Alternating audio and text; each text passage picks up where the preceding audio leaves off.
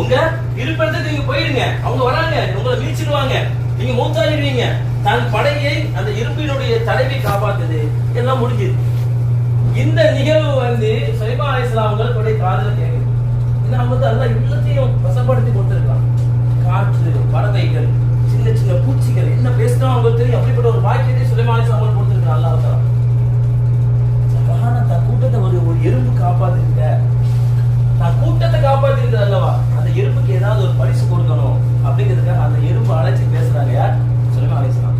இங்க வாப்பா தலைவி, அது ஒரு பெண் எறும்பு, இங்க வா, உன் கூட்டத்தை நீ பாதுகாத்திய அந்த தன்மை எனக்கு ரொம்ப பிடிச்சிருச்சு, அதனால உனக்கு ஏதாவது நான் பரிசு தர ஆசைப்படுறேன்.